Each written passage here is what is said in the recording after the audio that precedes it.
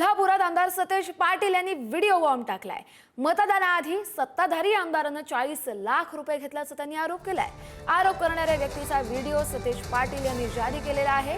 Contractor तरुणाकडून आमदारांना 40 लाख रुपये घेतल्याचा दावा केला जातोय। व्हिडिओ पोस्ट करत सतेज पाटील यांनी मुख्यमंत्री देवेंद्र फडणवीस आणि उपमुख्यमंत्री एकनाथ शिंदे यांना सवालही केलाय। सरकारनं खुलासा करावा अशी मागणी सतेज पाटील यांनी केली आहे। माननीय आमदार जे कोल्हापूरला आहेत, ज्यांनी या मुलाकडनं 40 लाख रुपये घेतले आहेत, त्याचा पूर्ण व्हिडिओ ते मुलाशी बोलताना माझ्याकडे आहे। जर उद्यापर्यंत पैसे नाही मिळाले तर हा मुलगा माननीय मुंबई उच्च न्यायालयामध्ये तो पूर्ण व्हिडिओ घेऊन क्रिमिनल याचिका करणार आहे। हे माननीय आमदारांनी लक्षात ठेवायचं आहे। मराठी बाणा, मराठी फणा, मराठी अस्मिता ही फक्त नावाला आहे का? माननीय देवेंद्रजी फडणवीस साहेब एवढे प्रामाणिक आहेत, त्यांचा मुंबईत फ्लॅट नाही आहे।